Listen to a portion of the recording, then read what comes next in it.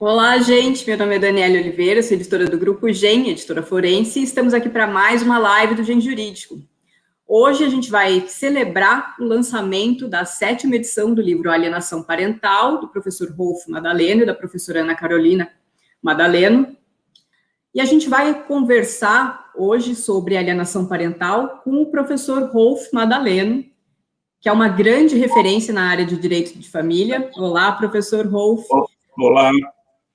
Advogado com mais de 42 anos de atuação, diretor nacional do IBDFAM, professor convidado em diversas pós-graduações, palestrantes, mestre em Direito Processual Civil pela PUC do Rio Grande do Sul, uma grande referência na área. Vamos conversar também com a professora Ana Carolina, que está aí do lado, né? Olá, professora. Olá, tudo bom? Professora Ana Carolina é advogada, palestrante, professora, tem formação em psicologia transpessoal pela Unipasul, especializada em constelações familiares, individuais, sistêmicas, dinâmicas e estruturais, professora convidada em diversos cursos de pós-graduação e sócia do escritório Madaleno Advogados Associados.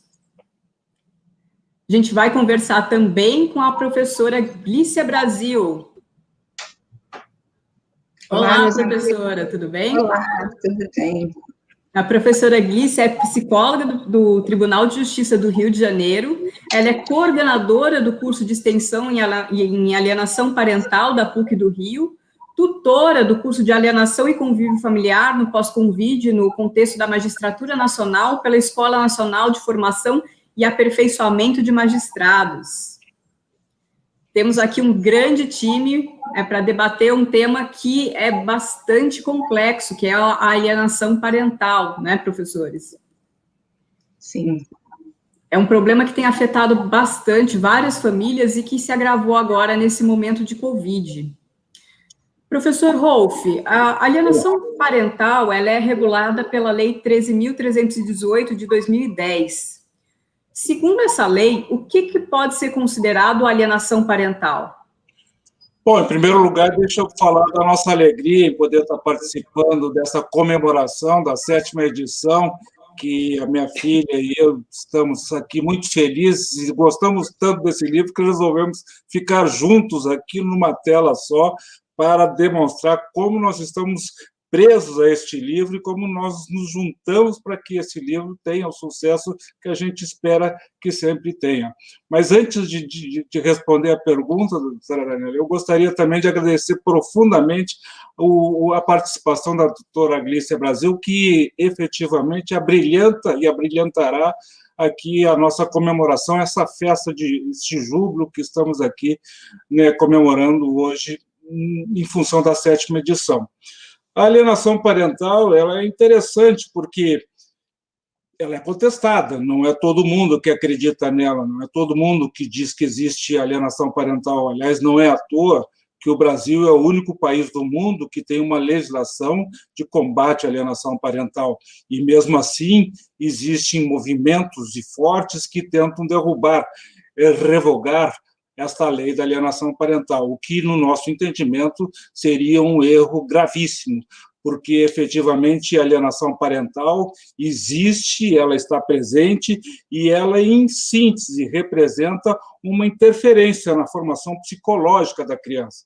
E essa interferência pode ser praticada por um dos genitores e também por outras pessoas, pelos avós, ou às vezes até por pessoas que estão vinculadas profissionalmente em relação a uma criança ou um adolescente. E essas pessoas que, então, buscam alienar, que significa afastar a pessoa da criança ou do adolescente do outro genitor, pelas mais variadas razões, pelos mais diferentes motivos.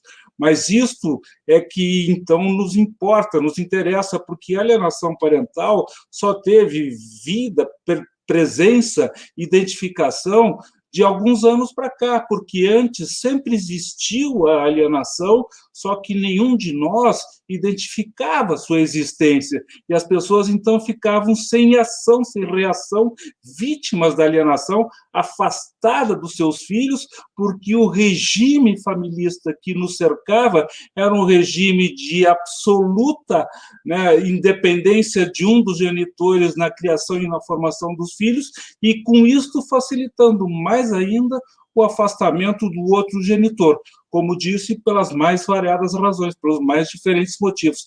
Graças a Deus, digo eu, e diz aqui, provavelmente minha filha concorda comigo, que a lei da alienação parental existe entre nós, serve de referência para o mundo inteiro, e ela precisa ser preservada e até, quem sabe, aperfeiçoada, mas jamais revogada.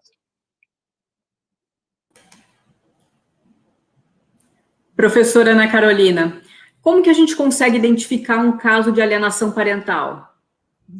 Bom, na verdade, eu queria primeiro externar minha alegria de estar aqui, principalmente com a doutora Glícia, uma referência no assunto também. E como a gente pode perceber a alienação parental? Na verdade, ele é um tema muito complexo, né, e requer ações complexas também. Por isso que é tão difícil de encontrar, tão difícil de sinalizar uma alienação parental. Eu diria que a gente tem que olhar os contextos. Hoje em dia não se discute mais culpa, e isso é bom, mas também, por um lado, a gente perde o contexto familiar, de como era antes do casamento. Os advogados já dizem, não, isso não interessa para o processo, não vou colocar nada disso. Mas, na verdade, eu preciso saber como era antes para saber se modificou alguma coisa, principalmente em casos onde são relatados abusos. Às vezes o abuso não tinha nada no casamento e, de repente, só na separação, ou só quando aquele genitor que é alienado tem uma nova família, uma nova esposa, um novo esposo, é que esse assunto vem à tona. Então, se eu sei dos contextos, como era antes, como era aquela família antes, eu consigo perceber melhor. Também na fala do genitor ou da pessoa alienante, né, como ela se refere àquele outro, o que ela fala daquele outro. Né, às vezes ela pode falar bem, mas nas entrelinhas está querendo tirar, está querendo alienar, está querendo impedir o contato. Né? Então, é um reconhecimento bem sutil que eu tenho que analisar todo o contexto das atitudes, das ações, dos comportamentos que estão por trás desse processo. Então, é uma questão bem complexa mesmo. Pois é, né? Então, o que se percebe é que para a gente conseguir detectar o que é alienação, a gente precisa conhecer bem o histórico da família, né? Conhecer bem as relações para que a gente consiga efetivamente identificar esse problema. Professora Glícia, existem estágios de alienação parental?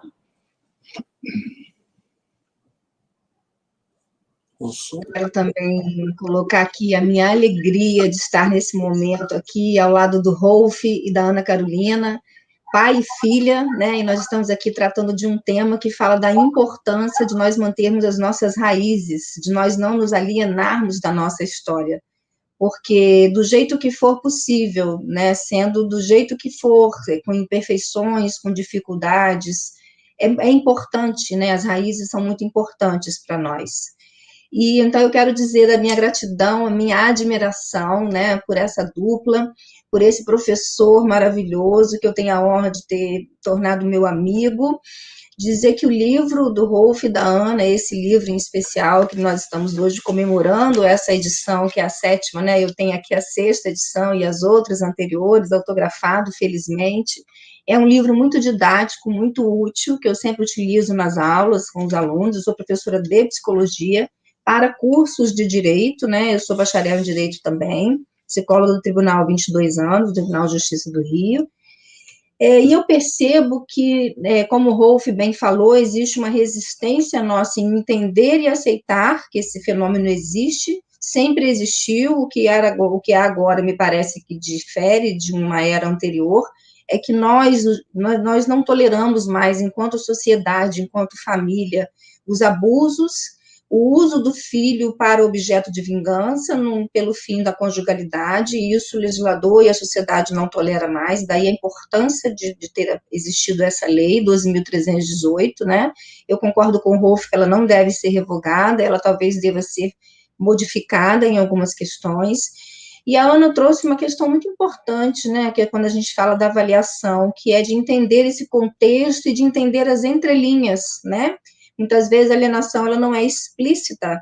Esse adulto que faz essa interferência na formação psicológica da criança, ele não faz de forma explícita. Então, ele cria obstáculos, dificultando a autoridade parental, dificultando o convívio. E nós temos duas formas de avaliar isso. Nós avaliamos os atos praticados pelos adultos da família, no sentido de como esse adulto cuida, se ele estimula o convívio ou se ele minimamente não impõe resistências a esse convívio, se de fato ele se esforça para afastar a conjugalidade, deixar de lado as questões pessoais conjugais e entender que o filho precisa de conviver com a outra linhagem que ele tem. E nós olhamos também para essa criança, né, para avaliar se essa criança tem algum sinal. A doutrina, a lei fala dos atos praticados pelo adulto, lá no artigo 2º da Lei 2.318, que são vários atos: omitir informações, uma mudança injustificada de domicílio, inventar que o outro adulto praticou algum abuso e não provar, dentre outros, é um rol exemplificativo. E nós, psicólogos, nos detemos muito na hora de identificar o ato de alienação parental no comportamento da criança. Então, nós chamamos essa família para ir ao tribunal e lá nós avaliamos se a criança ou adolescente dá algum sinal de sofrimento, né? E aí eu volto a concordar com a Ana no sentido de que nós precisamos de ficar atentos, porque é difícil identificar. Muitas vezes uma criança tem vários tipos de transtorno, ela é identificada na escola como um transtorno de ansiedade, com déficit de atenção, ou ela apresenta alguma doença psicossomática, ela apresenta alguma forma de desequilíbrio, e muitas vezes a escola não sabe identificar a causa do desequilíbrio, muitas vezes o próprio pediatra não consegue identificar a origem dessa doença psicossomática, e nós ali, quando estamos em contato com a família, avaliando todo mundo, nós percebemos, então, graus de sofrimento, né, nessa criança, graus em que a criança consegue conviver com dificuldades, um outro grau mais grave, que é um grau mediano, em que ela apresenta de 3 a 5 sintomas, a doutrina descreveu 8 sintomas, né, e um grau muito grave, que é aquele grau onde a criança, ela apresenta um repúdio, uma evitação extrema, ela é extremamente reativa e apresenta um comportamento evitativo a esse contato, né. E é aquela criança que já num grau mediano para grave, ela começa a manipular, porque a criança vítima da alienação parental, uma das grandes contribuições da doutrina médica foi dizer que essa criança passa a contribuir com o processo de alienação. E o que isso quer dizer? Alguém praticou alienação com ela, alguém incutiu na cabecinha dela coisas que interferiram na formação, dizendo que o outro é irresponsável, ou subliminarmente, nas entrelinhas, como disse a Ana, dando uma mensagem de que esse outro não é confiável, e por aí vai. E a criança passa a acreditar naquilo que foi dito, ou naquilo que foi percebido por ela nas entrelinhas, né, do comportamento de quem cuida dela. E daí, então, ela passa a manipular, ela passa a contribuir. E chega-se ao cúmulo naquele grau mais grave, então nós temos o leve, médio e grave, que é aquele grau de repúdio, onde a criança passa a manipular intensamente e passa a inventar. Essas são as contribuições que a criança apresenta, né, no sentido de ela própria inventar coisas, criar ideias, e ela mesma passar a ficar difícil nós avaliarmos o que é real, o que ela vivenciou na realidade, ou o que é fruto de uma invenção, de uma falsa memória, por exemplo. Exemplo clássico, a criança vai passar o final de semana na casa de um dos genitores com quem ela não convive mais, que nós doutrinariamente chamamos de genitor descontínuo, e a criança volta para a casa do genitor contínuo, que é aquele com quem ela mantém maior convívio de tempo, e ela passa a dizer algo que aconteceu lá, que o genitor descontínuo, por exemplo, obrigou ela a comer tudo e enfiou a comida de forma agressiva e de forma que machucasse a garganta.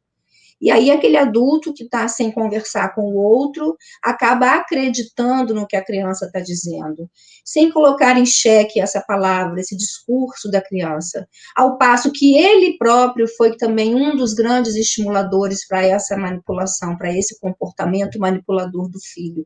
E aí vira um ciclo vicioso, porque a criança passa a manipular, o adulto que faz inicialmente a manipulação acredita na manipulação do filho, que é um fruto da manipulação do adulto, e fica aquele ciclo que se retroalimenta, e nós vamos muitas vezes ver essas histórias tristes de crianças que vão parar em delegacias, acusando o outro genitor com quem não convive tanto tempo de praticar maus tratos, abusos sexuais, algumas vezes, e frutos de um processo de uma alienação parental num estágio grave. Professora, realmente é uma situação muito complexa, né?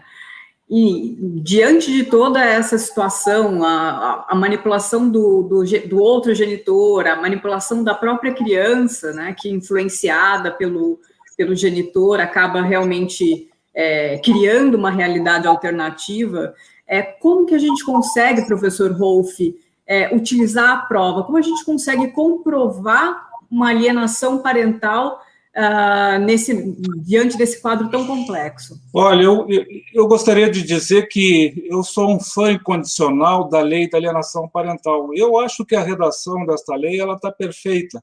O que me parece que nós encontramos de dificuldade é que existe uma resistência muito grande, inclusive por parte do Poder Judiciário, na efetivação, no reconhecimento e na colocação em prática, né, do que esta lei estabelece, que é um processo simples e inteligente, um processo que estabelece a suspensão de todas as outras discussões, como, por exemplo, um divórcio, uma dissolução de união estável, uma ação de alimentos, e se suspende o andamento de todas essas ações quando há denúncia da prática de alienação parental, e essa denúncia, então, deveria ser acatada o mais rapidamente possível para que se efetivasse a descoberta da ocorrência ou não da alienação parental, que todos nós sabemos, tem vários estágios, em regra, nós identificamos 3 estágios, um leve, um médio e um gravíssimo, e ainda em determinadas situações é possível reverter este quadro da alienação parental, desde que o Poder Judiciário se preserve, observe, cuide, verifique, tome partido disso, né? E, às vezes, também a gente vê em situações que o Poder Judiciário está desaparelhado para levar a pesquisa, a identificação, porque, basicamente, a alienação parental ela é difícil de detectar, porque a doutora Gleice disse com toda a propriedade, acaba lá a criança ou adolescente, né, num círculo vicioso com o alienador, os dois acabam exercendo o mesmo papel, parece que se realimentam um do outro daquela situação, e as grandes vítimas são os alienados, e a detecção disso depende, basicamente, de perícias, de uma boa perícia, de um bom psicólogo, com conhecimento na área de alienação parental, às vezes, nas situações mais graves, uma perícia psiquiátrica, às vezes um trabalho do assistente social, e, quem sabe, por vezes, inclusive, a interação de todos esses profissionais, mas o importante é que se atue de imediato e tomando as medidas necessárias também de forma célere. O que acontece é que nem sempre se vê no Poder Judiciário as condições, a infraestrutura necessária para que se coloque como prioridade o combate à alienação parental. E quando essa prioridade não existe, e pior ainda, quando às vezes o próprio Judiciário não acredita na ocorrência da alienação parental, porque um detalhe deve ser dito, o alienador é um grande encenador, é um artista, é um autor, né, dramático, porque ele próprio acredita naquilo que ele mente e que diz que está acontecendo e tenta convencer todo mundo que está ao seu lado de que efetivamente ocorre alienação. Os advogados são vítimas também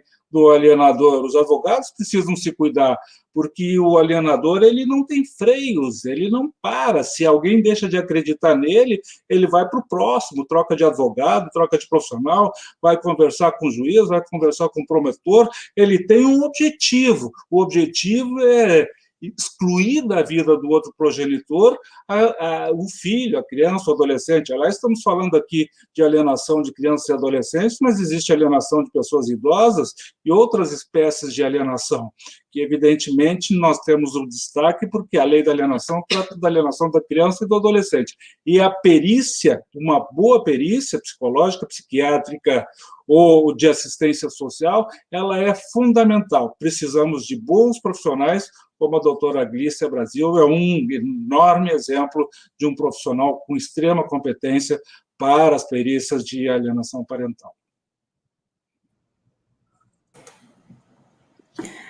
Verdade, né, professor? Essa questão da prova, das perícias, é uma questão essencial e a gente vai falar um pouquinho sobre isso um pouco mais à frente aí, né? Uma das nossas perguntas. Professora Ana Carolina, além dessa questão da alienação pelo genitor, né, existe também a questão da autoalienação parental ou a alienação autoafligida. O que seria esse fenômeno? Na verdade, é um termo, né, que foi cunhado para demonstrar uma alienação feita por aquele que se diz alienado, né, por aquele que se diz alijado das crianças, ou que os filhos não querem ficar com ele, não querem ver, né, ele ou ela, que seria um comportamento, muitas vezes com algum grau de patologia, algum distúrbio, alguma questão assim, onde esse genitor, ou essa pessoa que tem contato com a criança, ele tem comportamentos que fazem com que a criança não queira ficar com ele, né? Por exemplo, tem uma nova namorada e logo apresenta para a criança, dizendo, essa é tua nova mãe, né? Ou diz que não... Agora me fugiu um exemplo, mas... Quando ele tem comportamentos que fazem com que a criança rejeite essa pessoa, né? Seria uma autoalienação, ele mesmo se mostrando não receptivo, né? Não estando receptivo àquela criança. Ou porque não consegue criar um vínculo, ou manter um vínculo saudável com esse filho, ou porque realmente afasta a criança, né? Isso não está previsto em lei, não teria uma punição, uma questão assim, mas é um ato passível de advertência, né? Ou de um encaminhamento para uma terapia, ou encaminhamento para uma oficina de parentalidade, que tem aqui, pelo menos, para que esse pai, essa mãe, ele tome consciência do que está fazendo com a criança, né? Que ele mesmo acaba por se afastar com as suas próprias atitudes, e perceba que ele não cria um vínculo assim, né? Não reforça um vínculo assim. A criança também tem suas opiniões, tem suas vontades, e ela precisa se sentir segura, precisa se sentir querida, amada por aquele outro, né? Para que ela queira estar ali, queira fortalecer esse vínculo, porque a separação já é um fato muito, muito difícil para aquela criança, né? Então, quando ela não encontra uma receptividade dos pais, ou de um dos pais, ela também se afasta, por conta do comportamento daquele, né, de um dos genitores. Então, seria basicamente isso, o próprio que se diz alienado, mas por trás, ou nas entrelinhas, ou diretamente, ele afasta aquela criança, né, ou não sabendo cuidar, não sabendo o que fazer com a criança, talvez porque, às vezes, no casamento nunca participou da criação, ou nunca esteve presente, então ele mesmo acaba afastando o filho. Acho que seria isso. Tem aqui uma pergunta da Andréa Souza, perguntando se a autoalienação não seria uma faceta da alienação praticada pelo outro genitor. É que se volta contra ele mesmo, né? Não que a alienação também não se volte contra o alienador, porque quando a criança toma consciência disso, ela fica com raiva daquele que alienou um dos pais, né? Acaba indo contra.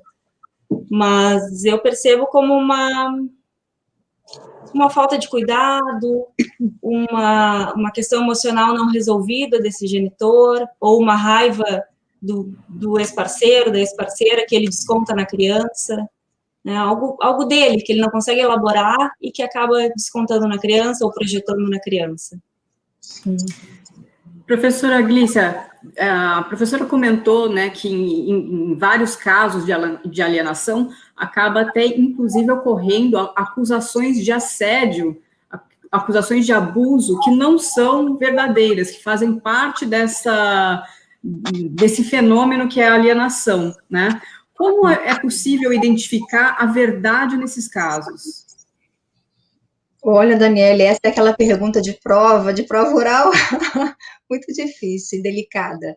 Bom, qualquer meio de prova lícito é admitido em direito, né? Então, quando a gente faz a perícia, é um dos meios de identificar uma acusação. A gente conversa com todos os adultos da família, nós conversamos com a criança, nós conversamos também, tentamos fazer, pelo menos, aquele momento que nós podemos checar o comportamento da criança com aquele adulto que supostamente foi o abusador. Eu sei que quando eu falo isso nas aulas, ou quando eu sugiro isso nas avaliações psicológicas, alguns advogados resistem, até peticionam ao juiz para não deixar que esse momento aconteça, no sentido de que essa criança pode estar correndo algum risco de estar presente na sala com aquele que ela disse que praticou o abuso. Mas nós, psicólogos, trabalhamos com aquilo que não é apenas o textualmente dito pela criança.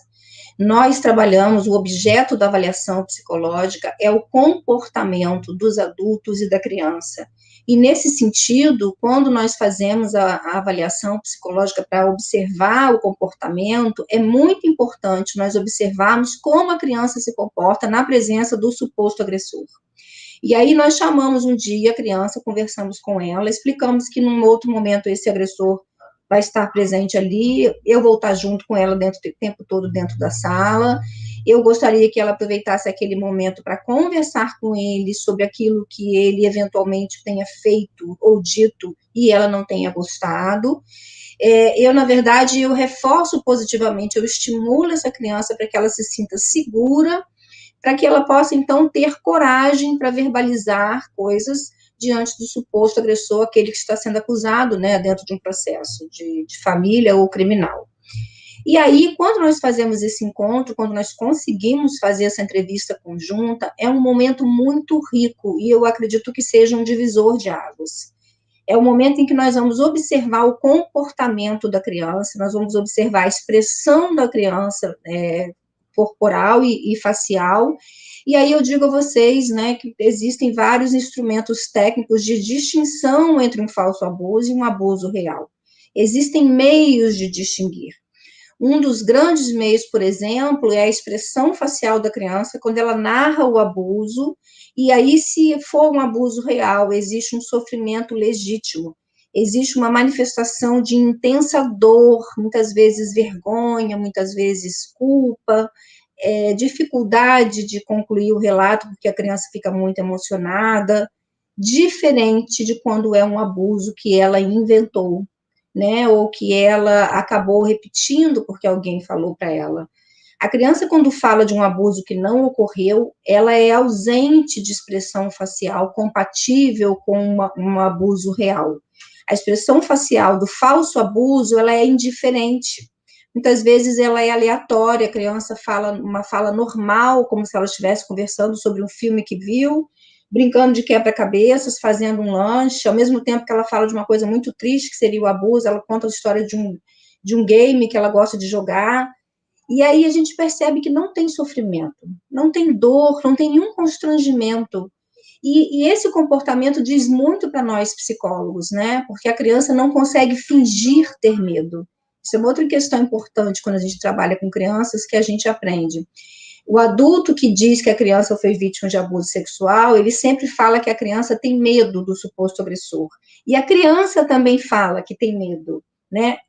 E aí existe um divisor de águas, que nós chamamos de diagnóstico diferencial, quando a gente faz essa prova do que é falso, do que é real, do que é um abuso que tem elementos de convicção, que demonstram o que aconteceu, e de um abuso falso, que é quando a criança, então, ela está lá conversando e naturalmente ali para nós fica claro que aquilo não aconteceu. E aí nós podemos, então, dizer no laudo sobre esse comportamento não verbal, né? A criança diz ter medo, mas ela não demonstra medo. Muitas vezes ela fala que tem medo, mas quando o suposto agressor entra na sala, ela fica na sala comigo e junto com ele por muito tempo. Eu já fiquei com crianças junto com o suposto agressor, com aquele que foi acusado, por mais de 2 horas, a criança interagindo normalmente, brincando, jogando Lego, quebra-cabeça, sentada no chão, vai se aproximando fisicamente, corporalmente, o que é incompatível com ter sido vítima de um abuso real, porque no abuso real a criança tem intenso pavor, ela jamais se aproximaria do agressor. E aí fica provado para nós, por esse comportamento, que ela vai se soltando, ela vai falando, vai virando uma conversa amena, um bate-papo, daqui a pouco estão vendo foto no celular, estão contando de casos, e fica claro para nós que ela verbaliza ter medo, mas ela na prática, na realidade, factualmente, ela não tem. E nós precisamos, então, estudar sobre crianças. Né, o Rolf brilhantemente chamou atenção para essa questão da preparação, da capacitação das perícias, né, do profissional que faz perícias. Essa expertise é muito importante, esse estudo de quem trabalha com crianças, ele tem que ser sistemático, ele tem que ser reiterado, ele tem que ser feito de forma abrangente. Nós temos que estudar sobre como a criança de 5 anos relata, como uma criança de 3 relata, como uma criança de 8 relata. Temos que entender de memória, temos que entender de percepção, temos que entender um pouco sobre sonhos, sobre fantasia, sobre conflito familiar, sobre histórico da família. Enfim, tem que ser uma formação ampla e continuada. A pandemia agora nos trouxe, inclusive, um desafio, que é identificar isso por vídeo, né? Está muito complicado para nós, profissionais, fazermos essas avaliações por vídeo.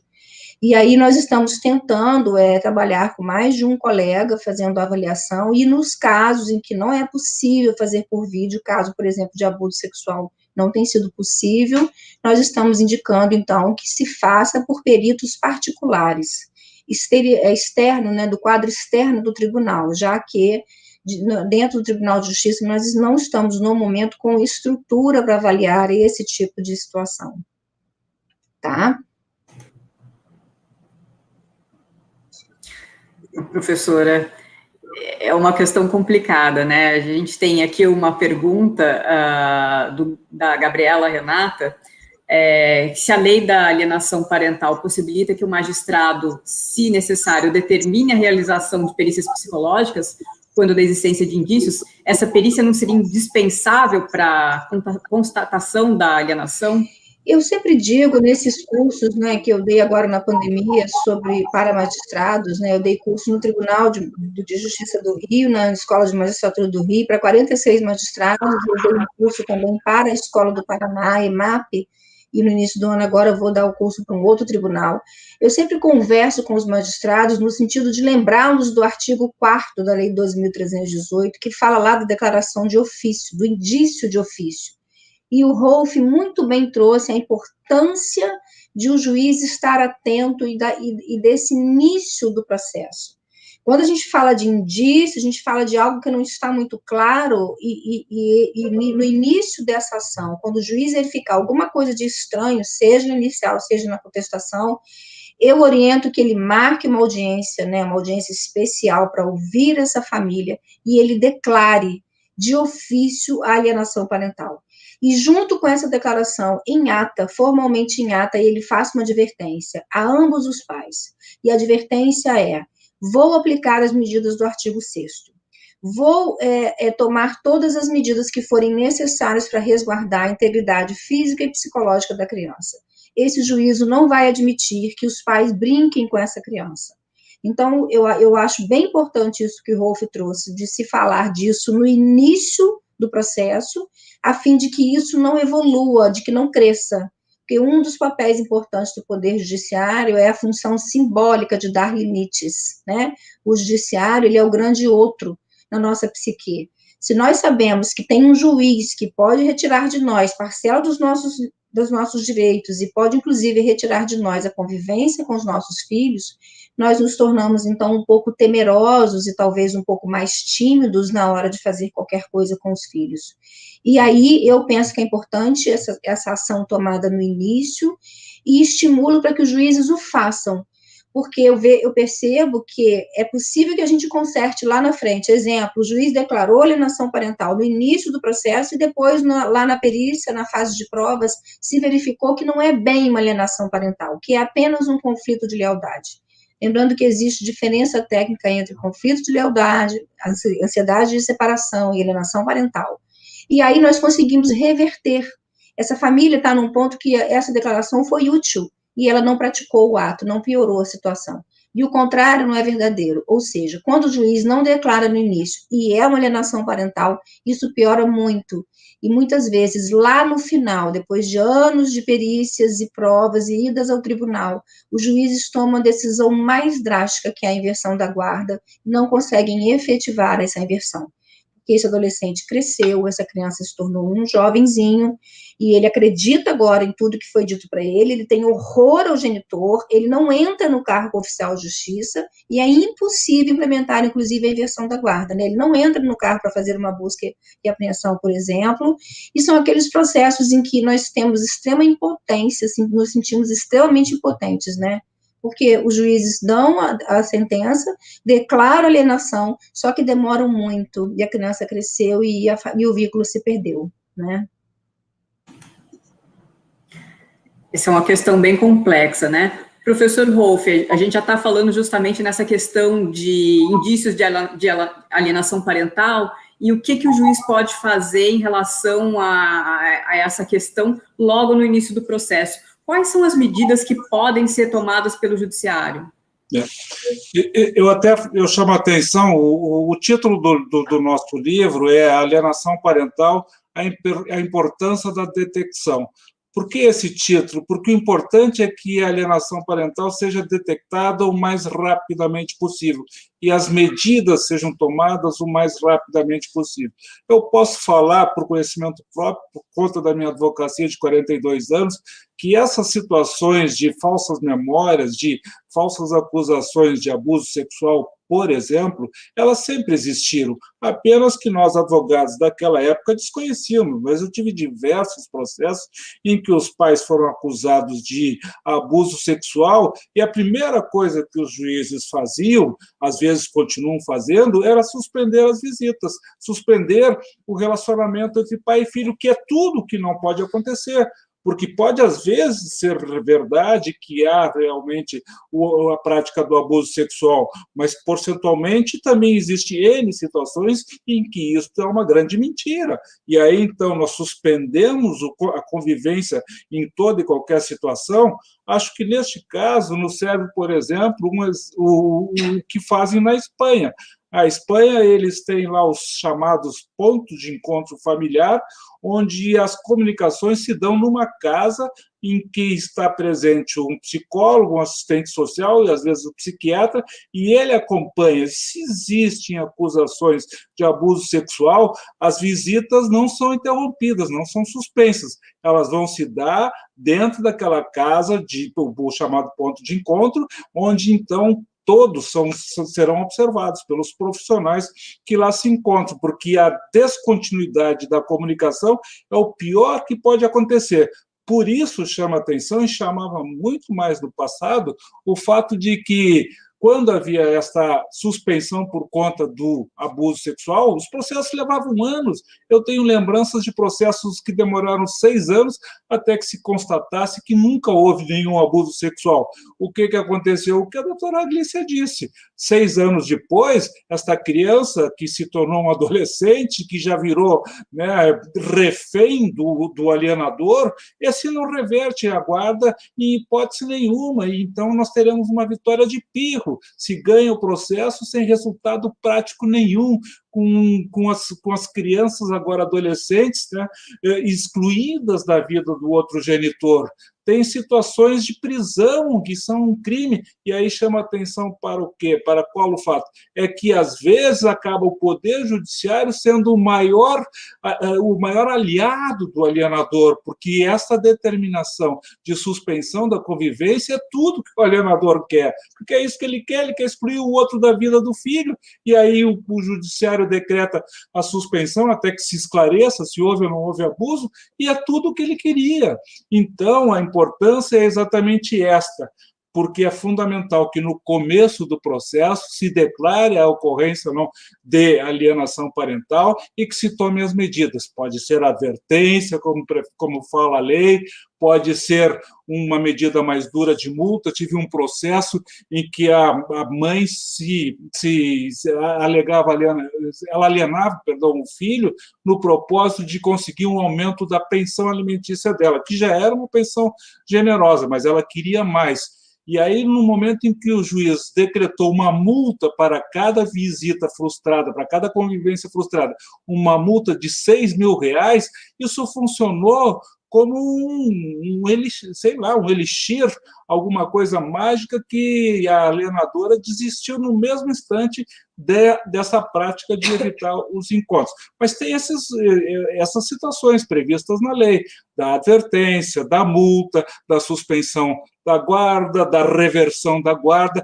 da obrigação de se submeter a um tratamento psiquiátrico ou psicológico.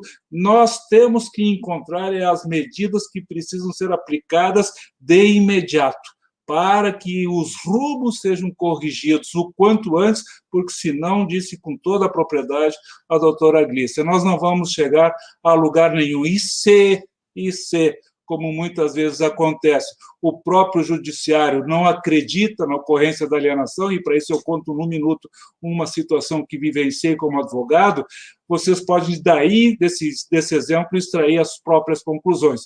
Uma situação de abuso, de acusação falsa de abuso, o juiz nomeou um perito psiquiatra que fez todos os procedimentos que prevê a lei, um bom profissional, mas o juiz se baseou num laudo feito na polícia quando foi feita a queixa da ocorrência de abuso sexual. E esse laudo, feito por uma perita da delegacia de polícia, ela fez 2 entrevistas. Entrevistou a mãe alienadora e entrevistou a criança alienada. E o juiz chegou à conclusão, o juízo do cível, que não havia alienação, embora o perito cível dissesse que sim, e numa perícia confiável.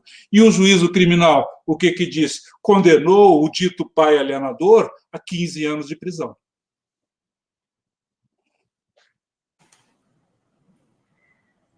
São justamente esses problemas, né, em relação à perícia e à qualidade da perícia que deve ser feita, né, para que a gente consiga detectar um problema que é tão complexo. Professora Glícia, como que é feita a perícia psicológica ou biopsicossocial nesses casos? Essa perícia pode ser feita por profissionais do quadro dos tribunais. Hoje, todos os tribunais do país têm psicólogos e assistentes sociais na equipe. Perícia biopsicossocial é uma perícia complexa feita por assistente social, médico e psicólogo, né? A lei fala na perícia psicológica feita pelo psicólogo ou essa perícia biopsicossocial. De um modo geral, na prática, na maior parte das vezes, ela é feita ela é psicossocial, é feita por um assistente social e por um psicólogo. O objeto do assistente social vai ser uma análise mais da vida social dessa criança. Quem cuida, se a criança, quando vai no final de semana da casa de A ou de B, ela tem vida social, se está matriculada na escola, carteira de vacina está em dia, se essa família tem algum tipo de auxílio do governo, enfim. É esse contexto sociopolítico-econômico em que essa criança está inserida. A perícia psicológica tem como objeto a questão do afeto, a questão dos vínculos. Então, nós vamos examinar como é a relação da criança com todas aquelas pessoas da família que está se discutindo alguma coisa. Quando a perícia é feita por perito particular, em todo caso, ela é perícia, ela é regida pelos artigos 464 ao 484 do Código de Processo Civil. Quando ela é feita na esfera penal, ela é regida pelo artigo 159 do Código de Processo Penal. E a Lei 12.318 trouxe lá um procedimento especial, fala no prazo de 90 dias, fala de uma análise de um histórico do casal, fala de uma análise em que nós tenhamos que conhecer todo esse contexto, né, como a Ana bem trouxe, é muito importante nós conhecermos esse contexto familiar, para saber quem cuida, para saber com quem a criança mantém maior vínculos de confiança, ou a ausência de vínculo de confiança, como é que se deu essa separação do casal, enfim, está lá no artigo 5º esse procedimento. O psicólogo, ele tem autonomia técnica para entrevistar, significa que nós possamos escolher qualquer metodologia, isso vai depender da formação pessoal de cada profissional. Existem 3 principais resoluções que regulamentam as perícias, né, feitas por profissionais dentro da esfera do Poder Judiciário. Resolução 6, de 2019, Resolução 8, de 2010, e o Código de Ética do Psicólogo. Todas essas disponíveis no site do Conselho Federal de Psicologia, no Google, né, na internet. Essas resoluções falam da autonomia técnica, porém, nós temos que dizer no laudo qual foi o método utilizado. Na maior parte dos tribunais do Brasil, e é o que eu utilizo também, nós utilizamos entrevistas individuais com a criança, com o adolescente e com os familiares, e entrevistas conjuntas com a criança e esse familiar que eu quero observar alguma coisa. Eu chamo a criança no tribunal, eu marco um dia, aviso que ela tem que ir, que muitas vezes vai ter que faltar aula, peço para levar um lanche, e nós temos lá uma sala de brinquedos, onde nós fazemos, então, muitas vezes, dependendo da idade da criança, não é possível fazer propriamente uma entrevista, nós não fazemos perguntas, mas nós fazemos o que nós chamamos de método de observação livre da criança na presença do adulto. E aí nós chamamos para brincar. Na verdade, é um momento em que vai estar eu, o adulto e a criança, e nós vamos brincar de alguma coisa. E nessa brincadeira, nessa aparente brincadeira, eu vou observar aquilo que me interessa.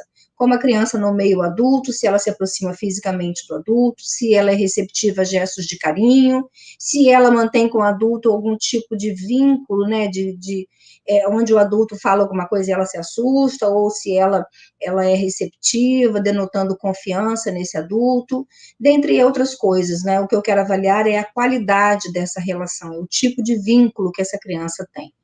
Então, basicamente, as perícias são feitas, o número de entrevistas varia, isso é caso a caso, é o psicólogo que vai definir o número de entrevistas, geralmente são de 6 a 8 entrevistas. Nós temos autonomia técnica também dada pelo Conselho Profissional e dada pelo Código de Processo para fazer contato com quem atende a criança, fonoaudiólogo, médicos, psicólogos, a própria escola. E aí, se necessário, nós entramos em contato com esses lugares, né? Porque pode ser que a criança dê notícia de que essa criança, nesses lugares, ela passou por algum tipo de exame que nos interessa entender melhor como isso se deu. E ao final de um período de avaliação, que vai mais ou menos de 2 a 3 meses de avaliação dessas pessoas todas que eu disse aí, nós elaboramos um laudo que será anexado ao processo e que servirá como mais um meio de prova. Não é a prova principal, mas é um meio bem importante, tendo em vista a expertise, né? Onde a gente vai dizer o que nos foi possível perceber. A importância da avaliação psicológica é exatamente porque o nosso objeto não é a linguagem textualmente dita. E aí vai ser muito importante essa prova ser juntada aos outros meios de prova, que pode ser que o advogado peticione lá, que a criança tem medo, pode ser que essa criança seja intimada a participar de uma audiência em juízo, onde ela textualmente diz que tem medo de ir ao encontro do outro e fica registrada em assentada. Pode ser que venha da delegacia, como muitas vezes vem, uma ocorrência em que a criança disse que aconteceu, uma lesão corporal, ou uma ameaça, ou um abuso, onde ela fala que ela foi ameaçada e ela diz que tem medo. E lá na nossa sala, nós então fazemos essa avaliação, e eu chamo isso de um desvelar, né? É um momento em que nós desvelamos uma coisa que estava meio estranha. A criança diz ter medo, mas a criança de fato não tem medo. Ela senta junto no chão e brinca, ela abraça e beija, ela recebe um carinho.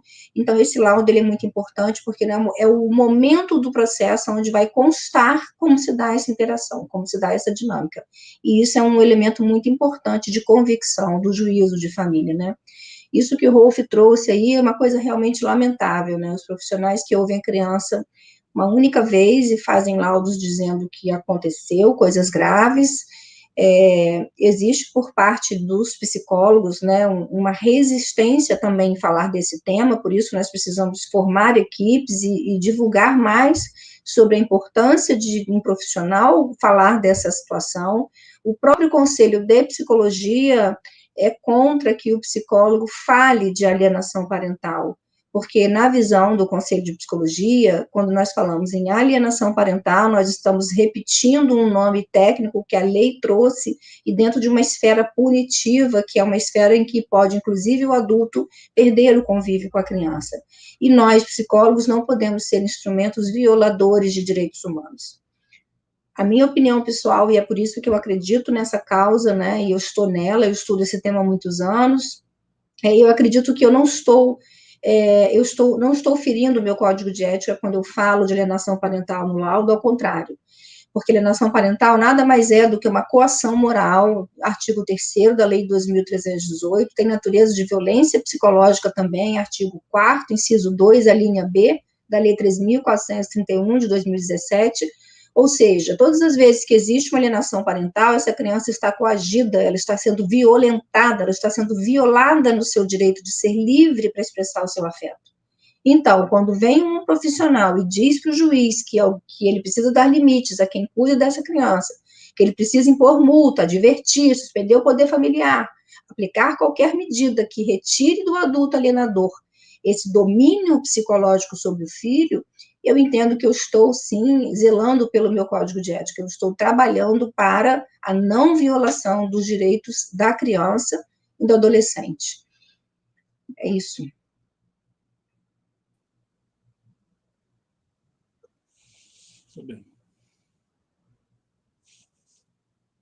Opa, muito complicado, né? A gente sabe que a lei, ela escolheu um nome técnico e que, às vezes, nem sempre, né, na psicologia ele pode ser adequado, mas, inclusive, a gente tem uma pergunta agora da Thaís Salazar que fala, né, se a Classificação Internacional de Doenças e Problemas Relacionados à Saúde e o Manual de Diagnóstico Estatístico de Doenças Mentais não reconhecem a Síndrome de Alienação Parental, por que o Judiciário reconhece? Professora Ana Carolina. Na verdade, o Judiciário também não reconhece, né? A síndrome ela não é reconhecida no Brasil em lugar nenhum. Na verdade, a gente até chamava o livro de Síndrome da Alienação Parental, né? Agora na 7ª edição mudou de nome, mas o conteúdo é o mesmo, né? Porque a gente identifica a síndrome como um conjunto de elementos, um conjunto de sintomas, um conjunto de comportamentos, né, que não é só a situação do adulto que tenta tirar o filho de um pai ou de uma família estendida, mas também quando a criança contribui para isso, né? Então, isso seria o que a gente chama de síndrome. Os comportamentos do adulto somados aos sintomas da criança e aos comportamentos que geram na criança, né? Seria uma constelação de um fenômeno, né? Uma coisa maior do que só a alienação parental, só os atos de alienação parental. Então, o Judiciário também não reconhece como síndrome. Mas, na classificação das doenças, tem a violência psicológica, que é claramente cabível nesse caso, né, que muitos alienadores praticam uma violência psicológica, um abuso, né, e isso sim é reconhecido como ensejador de doenças, de complicações nas crianças que vão se refletir na sociedade. Sim. Professor, uma vez que se comprovou a alienação parental, quais são as consequências para o responsável por essa alienação? Olha, eu acho que, infelizmente, a impunidade é o grande mal que nós vivenciamos de um modo geral no direito como um todo, e não é diferente no direito brasileiro. Talvez aqui a gente, no direito de família, para quem trabalha nessa área, perceba que a falta de algum tipo de punição, de sanção pelas faltas que nós, adultos, cometemos, em regra, conscientemente, essas pessoas graçam soltas nos processos de família, não só nos processos de alienação, mas em todos os processos de família, onde se discute, em regra, questões materiais, de alimentos e de partilha de bens, e os filhos não deixam de ser outra forma de disputa desses adultos que, às vezes, não conseguem, por anos a fio, resolver as suas questões, as suas diferenças de fim de relacionamento. Passam-se anos e elas continuam degradando pelos mesmos motivos, e cada um pega o seu instrumento, né? Às vezes o alienador pega os filhos e o provedor se detém nos bens e no dinheiro, e assim eles ficam degradando em detrimento dos filhos em detrimento das relações familiares que deveriam continuar, ao menos de uma forma saudável, para que os filhos não sofressem os reveses dessas insanidades das pessoas adultas.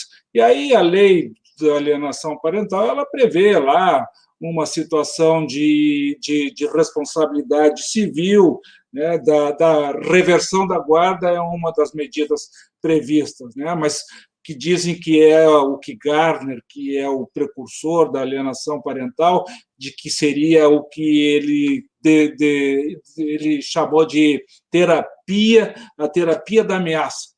Então, que a única solução do Richard Gardner, ou a solução que ele mais preconizava, era essa terapia de ameaça. Se ameaça sempre o genitor alienador para que ele se corrija, para que ele retome os rumos, né, da convivência. E essa terapia da ameaça, então, é como os alienadores eles se defendem, é como os que não acreditam na ocorrência da alienação se colocam contra e a favor da revogação da lei da alienação. Dizem que é uma ideologia e não uma ciência, e por aí vão, né, desdobrando, revertendo as interpretações, sempre a favor deles, alienadores. E isso é extremamente perigoso, principalmente porque, então, completando a pergunta e a resposta que eu fiquei devendo, olha, o que nós temos aqui para sancionar a alienação? Quando nos casos de abuso sexual, falsas memórias, se verifica anos depois que esta acusação era falsa, era mentirosa. Não tem como reverter a guarda, e essa terapia da ameaça não se concretizou. A suspensão da convivência, às vezes, lá quando um genitor troca de domicílio, também o retorno da criança para o domicílio de origem, tudo isso é muito lento, tudo isso não se verifica, a nossa jurisprudência não é rica, se encontra uma ou outra decisão a favor, mas há uma relutância muito grande em relação à aplicação das medidas que deveriam, sim, né, pelo menos criar algum tipo de temor, de respeitabilidade. Eu acho que nós vivemos uma crise de respeitabilidade em relação ao Poder Judiciário. Talvez a grande reforma que mereça a lei da alienação parental, que não é a sua revogação, mas sim uma revisão, seja exatamente a busca deste caminho que está faltando. Quem sabe, dentre as medidas já existentes, inclusive a da indenização, porque acusar alguém falsamente de um crime que não cometeu, isso deveria gerar uma indenização de um valor significativo, mas às vezes quem vai ser condenado nem tem de onde tirar, mas o que falta talvez é buscar medidas que sancionem com mais eficácia, com maior efetividade, os atos de alienação. Acho que essa é a grande reforma que nós precisamos encontrar na lei da alienação. Não estou excluindo outras, mas já que estamos falando das sanções, aqui, penso eu, que as pessoas precisam acreditar que o Poder Judiciário é capaz, sim, de repor os rumos devidos às situações de alienação. E não o que eu imagino que, em regra, as pessoas hoje estão acreditando, que esses processos não vão dar em nada, que eles demandam tempo e que, no final, tudo fica igual. E essa desesperança, essa falta de credibilidade, talvez isso seja um ponto que nós tenhamos que passar a pensar. Professor, nós temos duas perguntas que seguem nessa linha, né? A Natasha Filgenstein e a Andréa Souza, né? Uma perguntando sobre a questão dos danos morais e outra perguntando sobre a questão da multa, né? Realmente todo mundo querendo saber se isso pode ser implementado como uma forma de sanção nos casos de alienação parental comprovada. A questão da multa e da indenização, elas já existem, estão previstas na lei da alienação parental.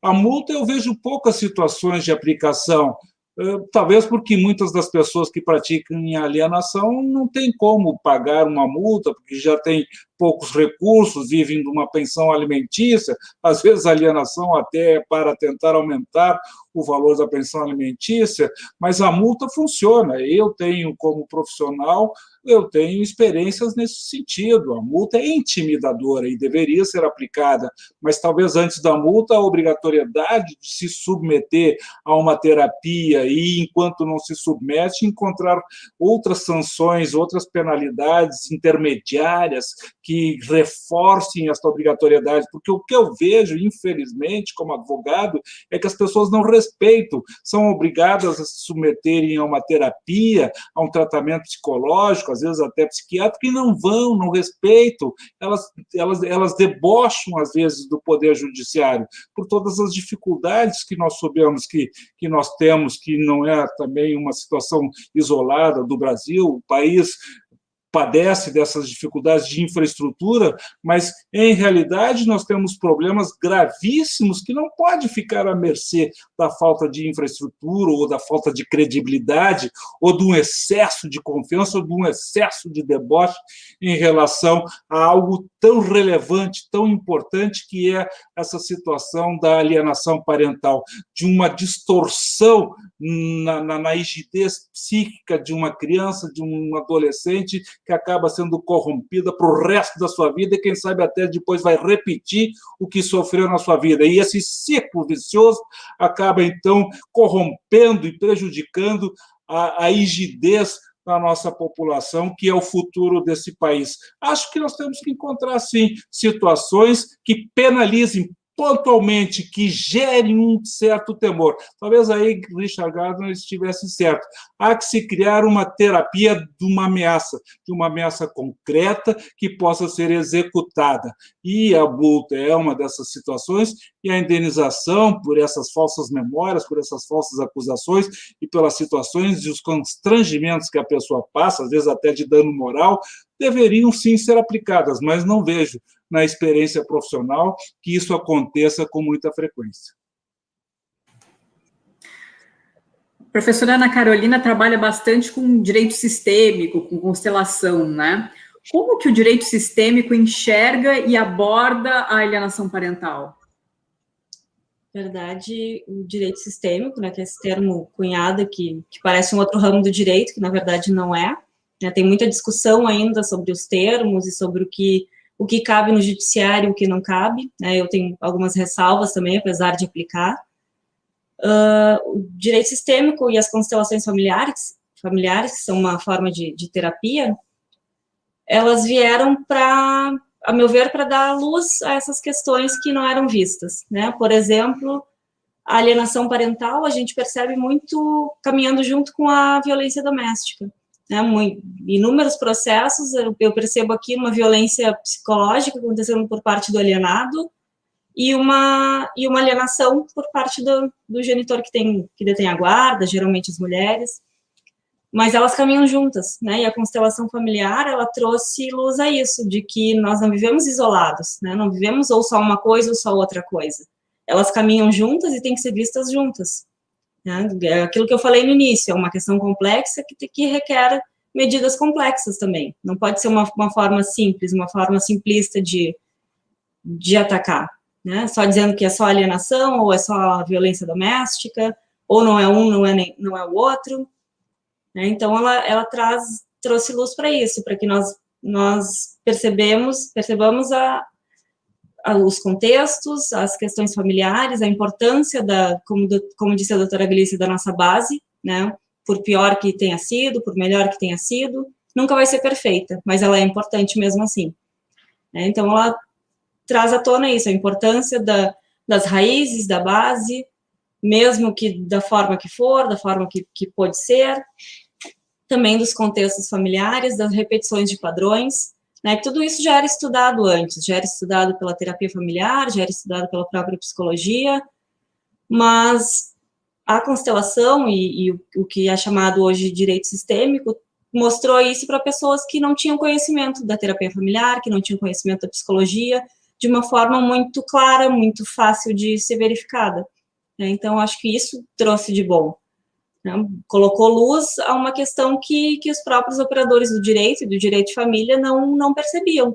A importância dessa base, a importância dos vínculos que a gente tem, a importância e as consequências quando isso falta, né, quando quando se exclui um genitor, quando se exclui o outro, quando se exclui uma família, as consequências que isso traz, porque isso não era visto pelos advogados, pelos operadores do direito. E hoje em dia, com polêmica ou não, isso é mais reconhecido, isso vem à tona, né? Muitas pessoas falando mal, muitas pessoas falando bem, mas o que a gente percebe é que não tem mais como deixar de olhar para isso, né? Como deixar de olhar para os vínculos familiares, para os padrões familiares, para a própria repetição da alienação parental, própria repetição da violência doméstica, essa repetição de padrões, que se não for quebrado, se não tiver um espaço para isso, por exemplo, nos tribunais que aplicam constelação familiar, que tudo deve ser com muita cautela, não é como num consultório, como na terapia, né, tem que ser bem menos, mas isso é um espaço onde a pessoa pode colocar toda aquela frustração que ela trouxe do casamento e da sua família primitiva, da sua família de origem, que não foi resolvido lá, também não foi resolvido no casamento, e ela vai levar para o próximo, vai levar para a relação com os filhos. Isso pode ser resolvido numa constelação familiar ou numa visão sistêmica, né, que a gente chama, que seria uma visão mais ampla dessa família e das relações de vínculo que elas têm e a implicância disso para cada membro da família. Acredito que seja isso. Agora, encaminhando para o final, né? Professora Glícia, quais são os efeitos da alienação parental para as crianças? Que eu acho que isso é a parte mais importante, né? O professor Rolf já tinha comentado que isso aí acaba afetando toda uma geração por vir, mas quais são os efeitos que essa alienação parental traz aí para essa criança, para esse adolescente? Daniele, se você me permite, eu vou responder a essa pergunta parafraseando os autores do livro, porque o livro, ele além de ser um livro compacto, ele não é um livro muito grande, né? Ele é um livro compacto, mas ele é muito abrangente, né? Bem completo. E traz aqui uma parte que eu, como psicóloga, especialmente gosto muito e tenho estudado sobre isso, que tem a ver com o que a Ana acabou de dizer agora, de olhar para esses fenômenos de forma ampla. Nós precisamos tratar do fenômeno da alienação parental não como algo que veio para punir a mulher, retirando dela a guarda, ou para punir quem acusa de um abuso e não prova, não é nada disso. Isso é um discurso político, um discurso induzidor de erro, de equívoco. Na verdade, é uma lei importante que veio no momento em que a criança e o adolescente são sujeitos de direito e é intolerável que essas pessoas sejam tratadas como objeto. Ponto. E o que nós precisamos fazer, então, é estudar isso, esses meandros, as interfaces, né, as ligações. E o livro traz especialmente um capítulo que eu gosto muito, e eu tenho estudado muito, e cada vez mais com os meus alunos, no curso lá de extensão da PUC e em outros cursos, que é um capítulo aqui que fala da tendência de alguns tipos de personalidade, algumas pessoas que têm um tipo de personalidade desenvolverem um padrão de alienação parental. Traz aqui, por exemplo, características do genitor alienante, traz aqui o transtorno de personalidade paranoide, o transtorno psicótico, o transtorno borderline, que é muito comum. Eu atendi na quarentena agora um processo gravíssimo de uma genitora borderline que fazia alienação parental. O que tem de muito clássico no transtorno borderline é a ausência de empatia, né? Então, ele é uma pré-psicose, é uma mãe ou um pai que apresentam esse transtorno que podem colocar o filho em risco, porque eles não têm empatia nenhuma pelo filho, não se preocupam com o filho, eles se preocupam com eles. E aqui, num ponto em especial, fala aqui do transtorno de personalidade antissocial e fala também da personalidade narcisista. Eu até gravei um documentário agora sobre isso, sobre o transtorno de personalidade antissocial, e nós precisamos tratar desse assunto com muita clareza, com muita transparência, e falando da nossa humanidade, né? Nós temos entre nós características que nós não somos bons completamente, nós não somos seres humanos perfeitos, e muitos de nós apresentam algum tipo de comportamento que é um comportamento antissocial, que é aquela pessoa que quer criar dificuldades na onde convive, ele vai criando confusões, ele vai gerando no outro um sentimento de culpa, e ele vai usando as pessoas. Ele tem um padrão de se relacionar antissocial. E eu percebo na prática, né, isso é empírico e isso é real, que muitos pais e mães que praticam alienação parental, eles apresentam um comportamento antissocial, né, enquadrado pela psiquiatria como antissocial. Precisamos estudar isso. E é claro que uma criança que convive com alguém que apresenta comportamentos egocêntricos, desculpem, comportamentos egóicos, comportamentos de pessoas que não têm empatia, mães narcísicas, pais borderline, é claro que essa criança vai apresentar sinais. A Ana trouxe uma questão muito importante, que é a questão da transgeracionalidade, né? A alienação parental, ela é passada de geração para geração. Então, essas crianças repetem padrões, elas se tornam inseguras, apegadas, ansiosas. E eu vou ler aqui, tomar a liberdade aqui, pedir licença para ler um trecho do livro que eu gosto muito, que diz o seguinte, olha, efeitos das crianças vítimas, né? Os filhos de pais superprotetores, como é o caso, como é comum no comportamento do genitor que faz alienação parental alienante, tornam-se inseguros, ansiosos e dependentes. Isto sem esquecer nas consequências físicas dessa característica de abuso emocional, porque é um abuso emocional, tais como alterações de padrão de sono, alimentação e condutas regressivas. A gente percebe crianças, elas se tornam muito apegadas, muito dependentes da opinião desse adulto, com medo de desagradar esse adulto, elas se tornam crianças, de fato, inseguras, e muitas crianças regridem. Isso é uma das formas de nós observarmos, né? Quando a criança apresenta um comportamento regredido, no meio a um conflito familiar, nós temos que ligar o sinal para a hipótese de uma alienação parental, de uma opressão psicológica, né? De um abuso emocional. E também dificuldades sociais, falta de atenção e concentração na escola, né, com condutas revoltosas e empobrecimento de interação social. E para fechar com chave de ouro essa resposta, né, parafraseando os autores, em longo prazo ocorre um irremediável sentimento de culpa, em que o menor, na época, se vê cúmplice dessa campanha contra quem ele igualmente amava. Eu considero o livro um primor, indico muito. Esse capítulo em especial que fala dos transtornos de personalidade, eu tenho estudado mais sobre isso, e é fundamental que nós precisamos mesmo estudar mais sobre isso. E eu ouço pais e adultos que se tornaram adultos que sofreram alienação parental, pais e filhos que sofreram, né, e que não conseguiram reatar seus laços. Existe um documentário que eu indico também, que é A Morte Inventada, do produtor Alan Minas, né? Ele é um documentário real, baseado em relatos de pessoas adultos que falam disso, e o que acontece é isso, né? Essas pessoas se tornam culpadas, são filhos de pais que eles crescem com a sensação de que eles são responsáveis pela infelicidade do pai ou da mãe alienante, né? Eles são muitas vezes responsáveis por aquela pessoa que fica amargurada, que fica mal amada, que fica ruim com a vida, que fica pouco altruísta, né, com a vida. E é muito comum que o filho que sofreu isso, ele se sinta muito responsável por essa infelicidade, porque o adulto alienador, ele faz isso, ele rouba essa psique, ele faz um sequestro emocional, ele lobotomiza, né?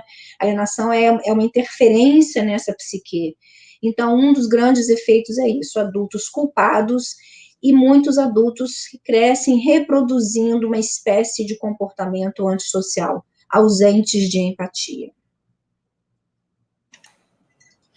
Professores, foi muito bom conversar com os senhores.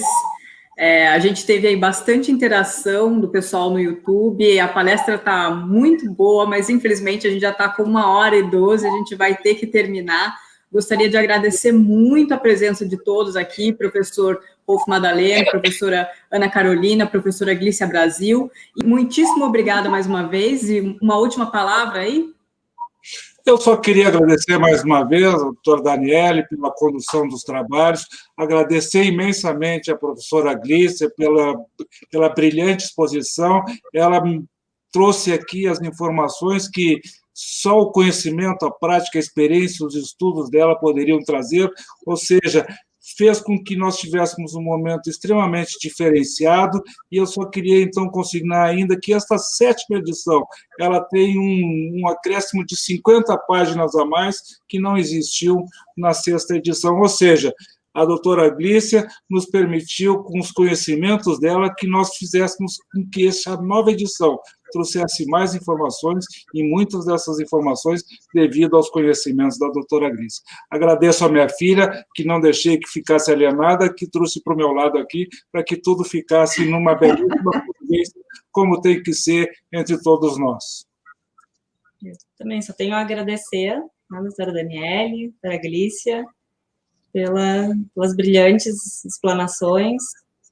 Agradeço ao meu pai também, não poderia deixar de ser. Gente, então, muito obrigada e espero que a gente tenha outras oportunidades de voltar a conversar sobre esse tema. Obrigada. Muito obrigada, tá? Muito obrigada. Professora Glícia. Eu queria me despedir dos meus amigos, dizer que para mim está sendo uma alegria e uma emoção de ver pai e filha juntos, construindo um livro, né? Isso é muito importante, isso é um legado que se deixa para a humanidade, para os netos, né? Inclusive aqui é o seu filho, né, Ana? Agradecimento para ele, né? Achei lindo, o agradecimento ao Guilherme, Madalena. Então, isso me emociona muito, né? Isso que nós podemos construir em família. E dizer da minha honra de ser convidada por esses autores para estar presente aqui, e agradecer a editora Gen também por esse convite, e dizer, Rolf, que cada vez que eu estou com você, eu não sei se há espaço para que eu me torne mais fã. Eu acho que eu já sou muito, e eu fico achando que não tem mais lugar, mas eu fico mais, né?